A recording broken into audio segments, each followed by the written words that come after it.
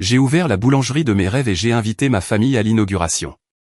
Meilleures histoires de Reddit. Bonjour à tous, je m'appelle James et je n'aurais jamais pensé être le genre de personne à écrire ce genre de message. J'ai lu des histoires ici pendant des années en secouant la tête devant la cruauté ou l'arrogance de certaines familles. Je me suis toujours dit que ça ne pouvait pas être réel. Pas à ce point-là, mais après ce qui s'est passé avec ma propre famille, je comprends.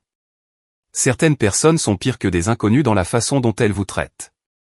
D'abord, quelques mots sur moi.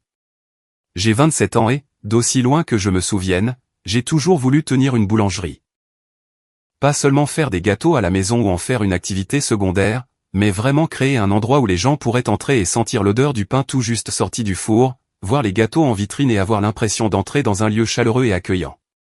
J'ai passé des années à économiser pour ça, à travailler de longues heures et à apprendre tout ce que je pouvais auprès de boulangers locaux qui ont eu la gentillesse de me montrer une ou deux astuces. Ma famille, en revanche, disons simplement qu'elle ne m'a jamais vraiment soutenu. Je suis le plus jeune de 3 enfants. Mon frère Ezra a 31 ans et ma sœur Clara en a 29. Ezra a toujours été l'exemple parfait, du moins aux yeux de mes parents.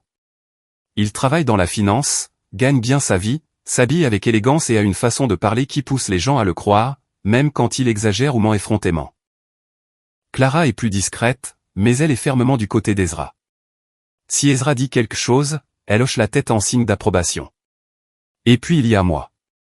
Pour eux, j'ai toujours été celui qui avait des passe-temps ridicules. Quand j'étais enfant et que je voulais faire de la pâtisserie au lieu de jouer au football, papa soupirait et disait, « Tout dans la vie n'est pas que du plaisir, James.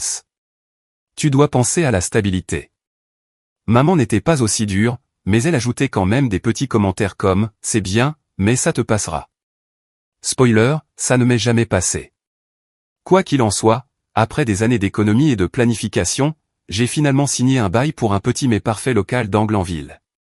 C'était une ancienne boutique de fleurs, et l'agencement était cosy avec de grandes vitrines.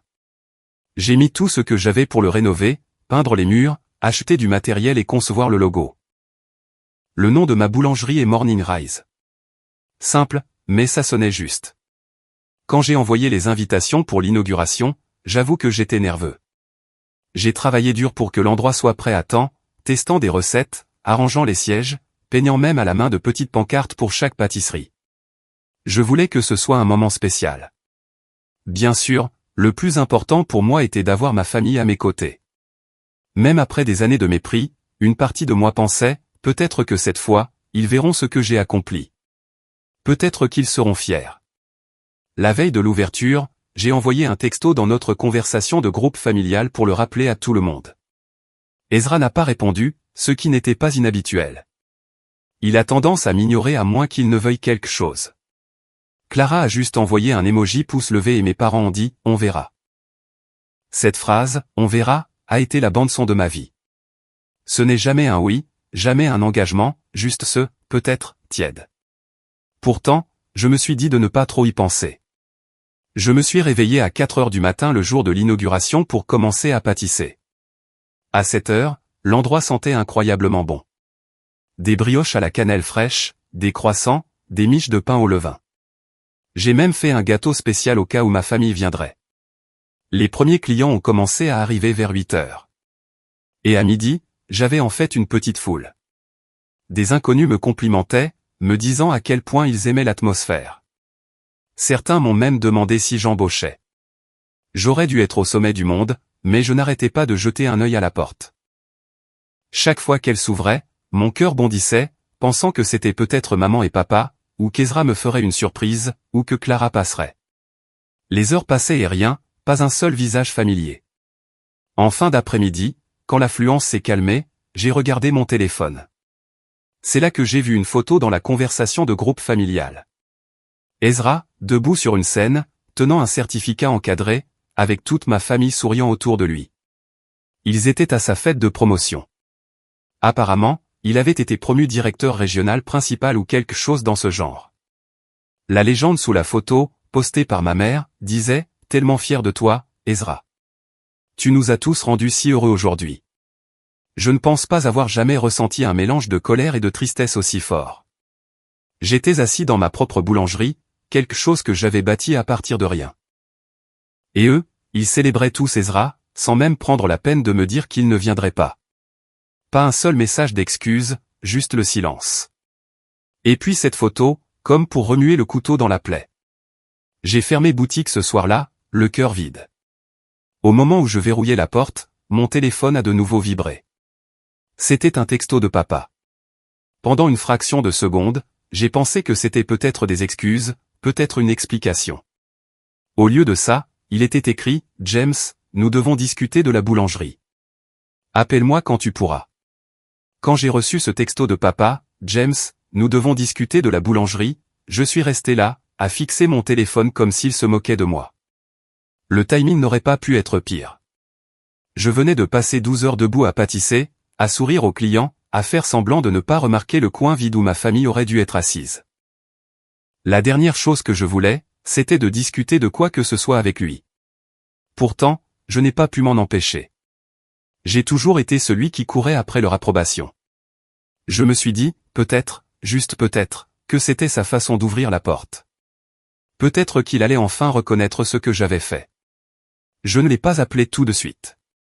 J'ai d'abord nettoyé, essuyant des comptoirs déjà impeccables, empilant des chaises que personne de ma famille n'avait touchées, emballant le gâteau spécial que j'avais fait et que personne n'avait mangé.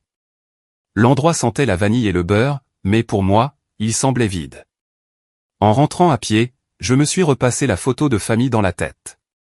Ezra, rayonnant avec ce sourire suffisant qui est le sien. Maman, la main fièrement posée sur son épaule. Papa, avec l'air de celui qui vient de voir son fils gagner le prix Nobel. Clara était sur le côté, mais même elle arborait un large sourire. Ils avaient tous l'air si unis. Et moi, je n'étais nulle part en vue. Quand je suis enfin rentré chez moi, je me suis assis au bord de mon lit, le téléphone à la main. J'ai tapé, bien sûr, qu'est-ce qu'il y a, et je l'ai effacé. Puis j'ai tapé, j'ai eu une bonne ouverture aujourd'hui, et je l'ai effacé aussi. Finalement, j'ai juste écrit, d'accord. Il a répondu en moins d'1 minute. Demain soir, passe à la maison. C'est tout. Pas de félicitations. Pas de « désolé, on n'a pas pu venir ». Juste une demande de réunion, comme si j'étais un employé convoqué dans son bureau. Le lendemain s'est éternisé. J'ai de nouveau ouvert la boulangerie et, heureusement, les clients ont commencé à affluer. Quelques-uns sont même revenus de la veille en disant qu'ils adoraient le pain. Cela m'a donné une petite étincelle d'espoir que peut-être, juste peut-être, cette entreprise pourrait fonctionner. Mais au fond de moi, je ne pouvais penser qu'à cette conversation qui m'attendait chez mes parents. Le soir, quand j'ai conduit jusque chez eux, j'avais l'estomac noué. Leur maison n'a pas beaucoup changé depuis mon enfance.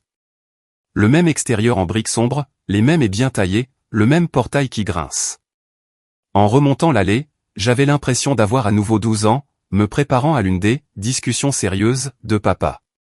Maman m'a ouvert la porte. Elle m'a fait un sourire poli, mais pas chaleureux. « James, tu es là », a-t-elle dit, comme si j'étais un invité qu'elle n'attendait pas. Pas de câlin, pas de « comment va la boulangerie ?» Juste un ton plat. À l'intérieur, j'ai vu Clara assise à la table de la salle à manger, faisant défiler son téléphone. Ezra était là aussi, bien sûr, affalé dans le fauteuil préféré de papa, une jambe croisée sur l'autre, l'air de posséder les lieux. Il a eu un sourire narquois en me voyant. « Tiens, si ce n'est pas l'homme du jour », a dit Ezra. « Comment va la vie dans le business des cupcakes ?» J'ai réprimé l'envie de répondre. Je savais que si je répliquais, ça ne ferait que lui donner plus de munitions à utiliser contre moi. Au lieu de ça, je me suis assis à la table en face de lui. Papa est entré un instant plus tard, portant une pile de papiers. Il ne s'est pas embarrassé de banalité. Il a posé les papiers sur la table, s'est assis et a croisé les mains. « James, a-t-il commencé, ta mère et moi avons discuté, et nous pensons qu'il est temps d'avoir une discussion honnête à propos de ta boulangerie. » Cette pause avant le mot « boulangerie » m'a tout dit. Il l'a prononcé comme si c'était une mauvaise habitude, comme fumer ou jouer. Je me suis adossé à ma chaise. « D'accord », ai-je dit prudemment. « Qu'est-ce qu'il y a ?» Il a ajusté ses lunettes et a fait glisser l'un des papiers vers moi. C'était l'impression d'un article, quelque chose sur les petites entreprises qui font faillite dans les 5 premières années. « Regarde », a-t-il dit en tapotant la page. Les statistiques ne mentent pas. La plupart des boulangeries coulent. Tu t'es mis dans une situation risquée, et franchement, nous sommes préoccupés par les implications financières. Tu dois être réaliste. Je n'en croyais pas mes oreilles. C'était la première chose qu'il me disait à propos de ma boulangerie. Aucune mention de l'inauguration, aucune reconnaissance du mal que je m'étais donné, juste des statistiques sur l'échec. Ezra a gloussé depuis son fauteuil. Il a raison. Tu sais, c'est mignon que tu veuilles jouer à la marchande, mais papa est généreux de te donner des conseils. Tu devrais écouter. Mon sang bouillait, mais je me suis forcé à rester calme. Je ne joue pas à la marchande. J'ai eu une excellente affluence hier. Les clients aiment la nourriture. C'est quelque chose que j'ai bâti à partir de rien. Maman a soupiré comme si j'étais un enfant en pleine crise de colère. Nous ne disons pas que tu n'as pas travaillé dur, James. Mais la promotion d'Ezra montre à quoi ressemble la stabilité. Il a un vrai plan de carrière. Nous ne voulons simplement pas que tu gâches ton avenir en poursuivant un passe-temps. Ce mot, passe-temps, m'a frappé comme une gifle. Après tout ce que j'avais fait, il voyait encore ça comme une distraction enfantine. Clara est finalement intervenue, sans même lever les yeux de son téléphone. Peut-être que si tu les écoutais, tu ne finirais pas fauché. Je dis ça comme ça. Je les ai regardés un par un, ressentant un mélange de rage et de peine. Puis je me suis tourné vers papa. Alors pourquoi suis-je ici? De quoi voulez-vous discuter exactement? C'est là qu'il a lâché la bombe. Nous pensons qu'il serait sage que tu laisses Ezra aider à superviser la partie financière de ta boulangerie, a dit papa fermement. Il a de l'expérience avec l'argent. Il pourrait s'assurer que tu ne te laisses pas déborder. Cela nous tranquilliserait. Pendant un instant, j'ai cru avoir mal entendu. J'ai regardé papa, puis Ezra, qui souriait comme un chat qui a déjà attrapé la souris. Vous voulez qu'Ezra dirige ma boulangerie, ai-je demandé lentement.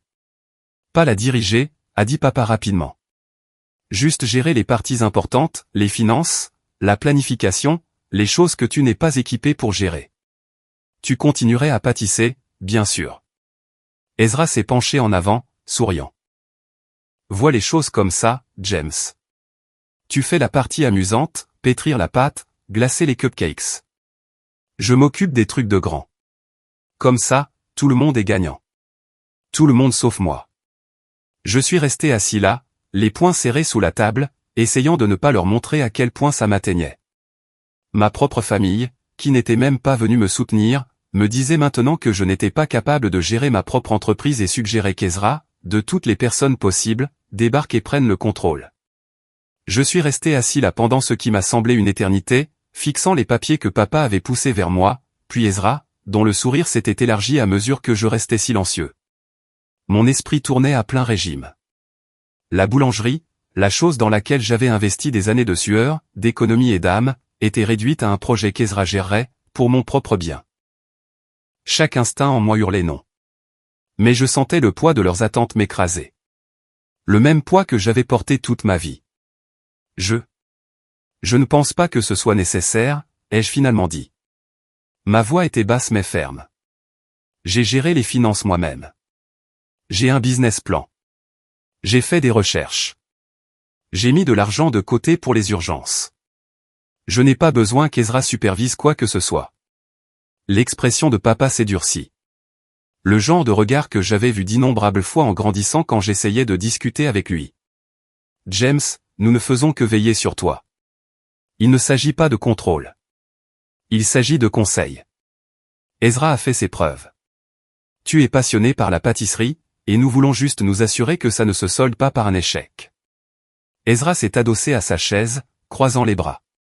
Écoute, petit frère, je propose juste mon aide. Tu n'es pas obligé de l'accepter si tu ne veux pas, mais ne viens pas dire que je ne l'ai pas proposé.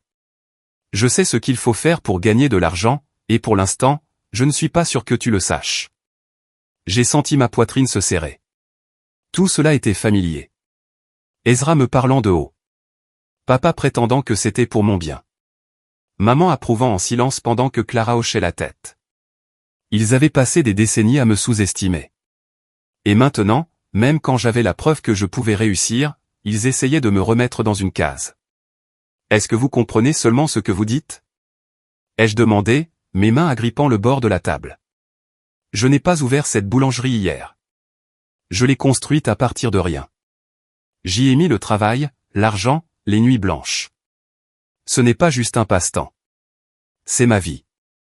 Maman a de nouveau soupiré, comme si j'étais dramatique. James, nous comprenons ça, mais la vie n'est pas juste. Tu ne peux pas t'attendre à ce que tout fonctionne simplement parce que tu as travaillé dur. Ezra propose une aide pratique. C'est tout. J'ai regardé Ezra, dont le sourire était maintenant totalement suffisant, comme s'il avait le dessus. Une aide pratique, ai-je dit lentement, ma voix s'élevant légèrement. Vous voulez dire prendre en charge les parties que j'ai gérées jusqu'à présent. Pour que vous puissiez vous attribuer le mérite de tout succès, et que je me contente de faire les cupcakes. Ezra a ri, un rire léger et condescendant. Tu rends ça si dramatique. J'essaie juste d'aider. Et honnêtement, James, tu n'as pas besoin d'être si sur la défensive. Personne ne te prend ta passion. Tu continueras à pâtisser, mais tu manques d'expérience. Tu vas faire des erreurs. La pièce semblait plus petite. Soudain, les murs se refermaient sur moi. Chaque partie de moi voulait exploser, crier, jeter les papiers à travers la pièce, mais je ne pouvais pas. Pas encore. Je devais rester calme. Je devais réfléchir. Je vais faire des erreurs, ai-je répété, ma voix plus calme, mais avec une pointe d'acier. Ezra, j'ai déjà lancé la boulangerie. Des clients sont venus. Ils ont aimé. Ils sont revenus aujourd'hui. Savez-vous ce que ça veut dire? Ça veut dire que je peux le faire sans que toi ou qui que ce soit d'autre ne me dise quoi faire. Les sourcils de papa se sont froncés, et j'ai vu le changement dans les yeux de maman. Inquiétude, irritation, le même regard qu'il m'avait toujours lancé quand j'osais les défier. James, tu laisses ta fierté prendre le dessus. Tu as besoin de conseils. Tu n'as jamais été du genre à prendre des décisions pratiques. J'ai secoué la tête, sentant quelque chose se briser en moi. Des années à être méprisé, ignoré et rabaissé, tout en même temps. L'inauguration, les heures, les clients, l'odeur de pain frais qui flottait encore sur mes vêtements. Rien de tout cela ne comptait pour eux. Ils ne voyaient que mon manque de sens pratique. Je me suis penché en avant, posant mes coudes sur la table, et j'ai parlé lentement, délibérément. Savez-vous pourquoi personne n'est venu à mon inauguration hier, ai-je demandé, en les regardant tous dans les yeux. Parce que vous aviez tous autre chose à célébrer. La promotion d'Ezra. Et vous n'avez même pas pris la peine de me le dire. Pas un seul d'entre vous. Vous m'avez laissé fermer la boulangerie seule. Comprenez-vous ce que ça fait? Il y a eu un bref silence. Clara a finalement posé son téléphone et m'a regardé. Une lueur de culpabilité, ou peut-être d'agacement, a traversé son visage. Ezra a haussé les épaules. Papa s'est raclé la gorge. L'expression de maman n'a pas beaucoup changé. C'était un conflit d'horaire, a finalement dit maman, sur ce ton qui montrait clairement qu'elle pensait que je surréagissais. Un conflit, ai-je répété, incrédule. Vous voulez dire que vous avez choisi Ezra plutôt que moi? Vous l'avez choisi et vous m'avez laissé de côté. Et maintenant, après tout ça, vous voulez me dire que j'ai besoin de son aide pour gérer quelque chose que j'ai construit moi-même. Ezra s'est penché en avant cette fois, les yeux brillants, son sourire plus acéré. Je pense que tu exagères. Tout le monde mérite un peu de conseils. Tu as bien fait, James, mais ne laisse pas tes émotions obscurcir ton jugement. C'est une combinaison dangereuse en affaires. Mon sang bouillait, mais un calme étrange m'a envahi. J'ai alors réalisé que ce n'était plus seulement à propos de la boulangerie. C'était une question de respect, de leur montrer enfin que je n'étais pas le gamin qu'ils avaient méprisé toute ma vie. J'ai ramassé les papiers que papa avait étalés, j'ai regardé Ezra, puis mes parents. Vous n'aidez pas, ai-je dit lentement.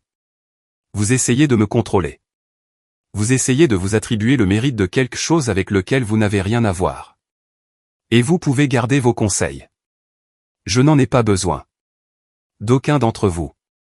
Le visage de papa s'est assombri et je pouvais voir la frustration de maman grandir. Clara a murmuré dans sa barbe, il est ridicule. Le sourire narquois d'Ezra s'est légèrement estompé, remplacé par une lueur de surprise. Je pouvais le voir dans ses yeux. Il ne s'attendait pas à ce que je riposte comme ça. Puis papa s'est adossé, se pinçant l'arête du nez, et a dit de ce ton calme et dangereux que je ne connaissais que trop bien, James, tu vas regretter ça. Tu penses que tu es prêt à gérer une entreprise. Tu penses que tu peux tout gérer tout seul. Tu es jeune, naïf et têtu. Tu ne réalises pas à quel point tu risques gros. Nous essayons de te protéger, et toi? Je l'ai interrompu, ma voix stable et glaciale. Me protéger? Non, vous vous protégiez vous-même. En vous assurant qu'Ezra ait l'air bien. En vous assurant que je reste petit. Pour que vous puissiez contrôler le récit. Ce n'est pas de la protection. C'est de la manipulation. La pièce est devenue silencieuse. Même Clara avait l'air choquée. La mâchoire de maman s'est crispée. Les yeux d'Ezra se sont rétrécis. Je savais que j'avais touché un point sensible. Je pouvais sentir une tension si épaisse qu'elle en était suffocante. Puis, papa a frappé du poing sur la table. Ça suffit, James. Tu es ridicule. Tu verras bien assez tôt que tu ne peux pas faire ça seul. Et quand tu échoueras. Je me suis levé si vite que la chaise a grincé contre le sol. Je n'échouerai pas, ai-je dit, la voix s'élevant avec conviction. Et quand je réussirai, ce ne sera grâce à aucun de vous. Ce sera parce que j'ai cru en moi quand personne d'autre ne le voulait. Ezra a ri, un son creux qui n'a pas atteint ses yeux. On verra bien. Et c'est là que j'ai réalisé quelque chose de terrifiant et d'excitant à la fois. J'en avais fini de jouer leur jeu. Je ne savais pas encore exactement comment, mais je le sentais dans mes os. J'allais leur prouver qu'ils avaient tort. Et pas qu'un peu. J'allais leur faire regretter de m'avoir sous-estimé. Mais avant même que je puisse commencer à comploter à quoi cela ressemblerait, le téléphone de maman a vibré. Elle y a jeté un œil, puis a levé la tête avec un petit sourire satisfait. « Tu devrais peut-être voir ça », a-t-elle dit en passant son téléphone de l'autre côté de la table. Je l'ai pris, l'estomac noué. Sur l'écran, il y avait une notification d'un blog d'entreprise locale dont je n'avais pas réalisé qu'il couvrait les petites ouvertures en ville. Il y avait une photo. Ma boulangerie, bondée de clients, avec une file d'attente qui s'étendait dans la rue. Mais ensuite, mes yeux se sont posés sur les commentaires. Tout en haut, quelqu'un avait laissé un commentaire qui m'a fait sombrer le cœur. On dirait que quelqu'un essaie de concurrencer la franchise d'Ezra. J'espère qu'ils savent ce qu'ils font. Et c'est là que j'ai réalisé que ma famille n'en avait pas encore fini avec moi. Loin de là. J'ai fixé le commentaire sur le blog, les mains tremblant légèrement, non pas de peur, mais d'une clarté soudaine et brûlante. Ma famille m'avait sous-estimé pour la dernière fois. Le sourire narquois d'Ezra. Le ton condescendant de papa. L'attitude de maman du genre, nous savons ce qui est le mieux. Ils avaient tous parié sur mon échec. Et ils ne pensaient pas seulement que je ne pouvais pas gérer une boulangerie. Ils pensaient que je n'essaierais même pas de me défendre. J'ai posé mon téléphone et j'ai regardé ma famille dans la pièce. Ils me regardaient tous avec attente, attendant de voir si j'allais céder. Je ne l'ai pas fait. J'ai pris une profonde inspiration et j'ai senti un calme étrange m'envahir. Pour la première fois depuis des années, je ne suppliais pas pour leur approbation ou n'essayais pas de gagner leur respect. Je planifiais mon prochain coup. Vous savez quoi, ai-je dit lentement, laissant les mots flotter dans l'air. Je n'ai pas besoin de votre aide. Je n'ai pas besoin de vos conseils. Et je n'ai certainement pas besoin qu'Ezra essaie de prendre le contrôle de ce que j'ai construit. Alors, voici ce qui va se passer. Je vais faire en sorte que cette boulangerie réussisse par moi-même. Et quand je le ferai, vous verrez à quel point vous vous êtes trompé. Ezra s'est adossé, essayant de cacher une lueur d'inquiétude, mais ses yeux l'ont trahi. De grandes paroles, a-t-il dit, essayant de paraître confiant, mais les grandes paroles ne paient pas les factures, James. Les chiffres, si. Et c'est pourquoi je propose mon aide. J'ai ri, doucement d'abord, puis plus fort. Les chiffres? Laisse-moi te dire quelque chose sur les chiffres. Ils ne signifient quelque chose que si tu as le cran de faire le premier pas. J'ai déjà fait le mien. Toi, tu es juste resté en retrait à essayer de contrôler ma vie en prétendant que c'était par sollicitude. Le visage de maman est devenu rouge, mais elle n'a pas interrompu. Elle ne le fait jamais quand elle perd le contrôle, du moins pas verbalement. Les mains de papa se sont crispées sur la table, et Clara, qui se rangeait habituellement du côté d'Ezra sans hésiter, a semblé un peu incertaine pour la première fois depuis des années. J'ai senti une vague de confiance. Ils avaient essayé de me pousser dans un coin, mais j'en avais fini de me mettre moi-même au pied du mur. Je devais leur faire comprendre, pas seulement avec des mots, mais en leur montrant d'une manière qu'ils ne pourraient ignorer.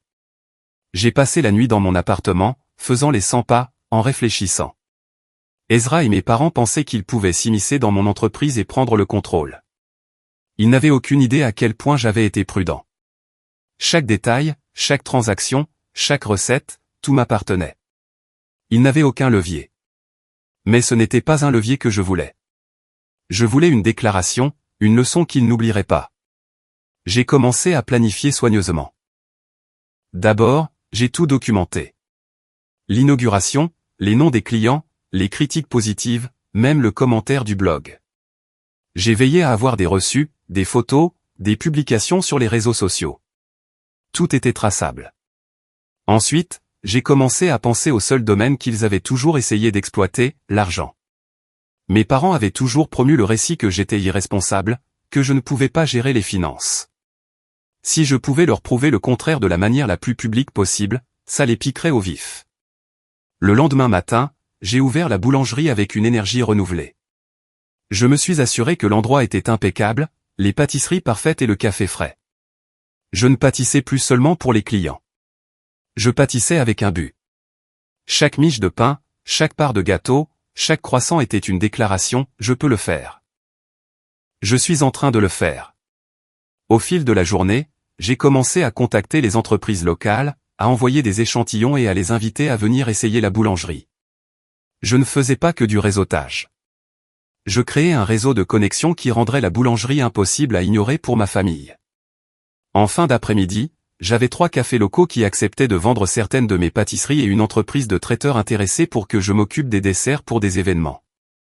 Pendant ce temps, je gardais un œil sur la conversation de groupe familial.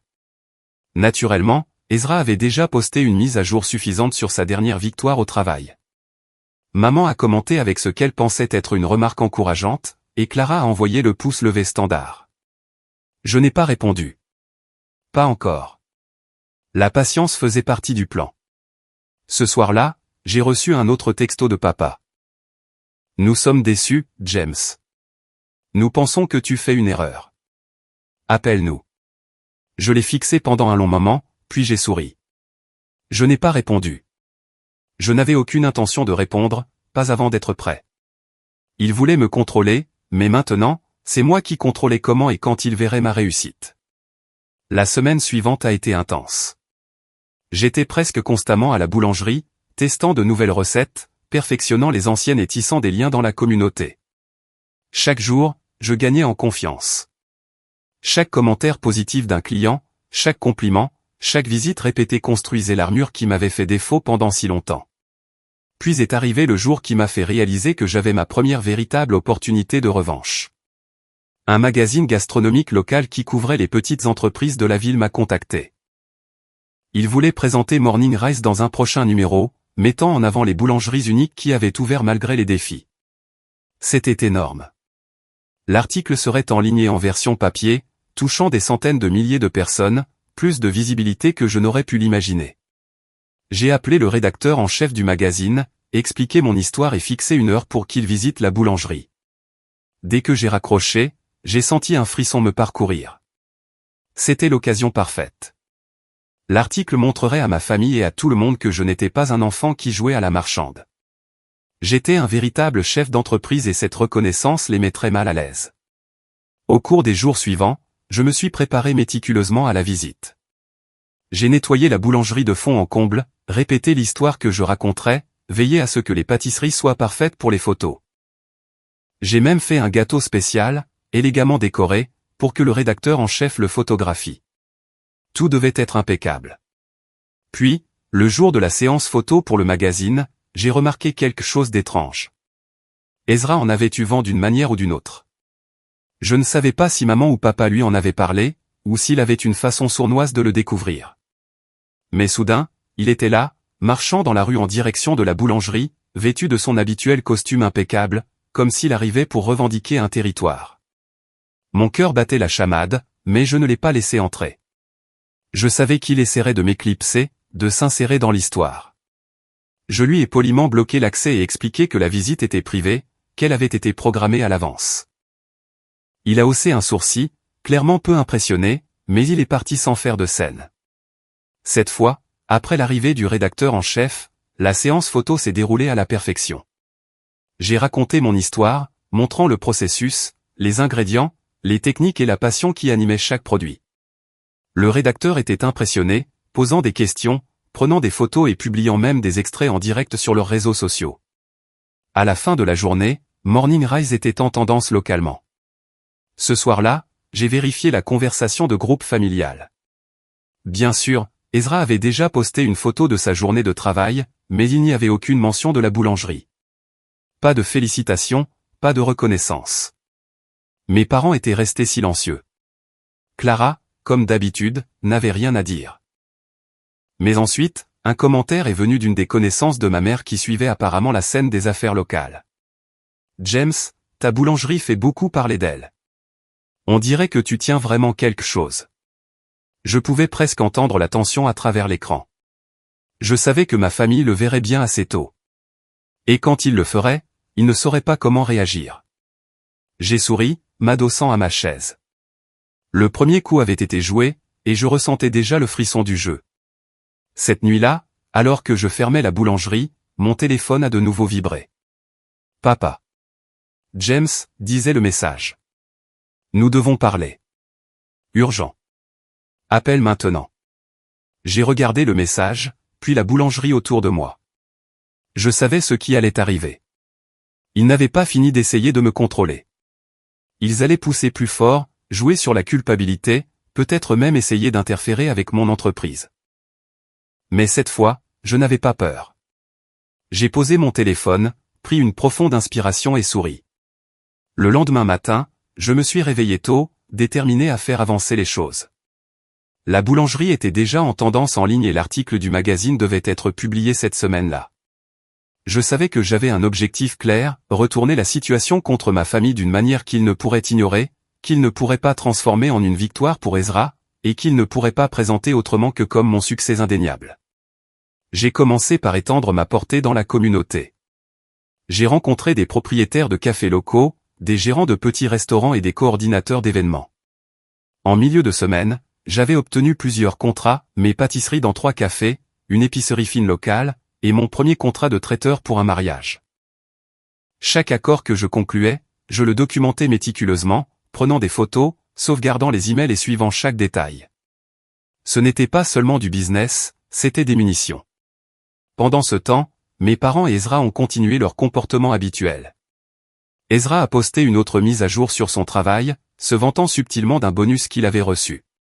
Maman a commenté avec ce qu'elle pensait être une remarque encourageante, et Clara a envoyé l'emoji pouce levé standard.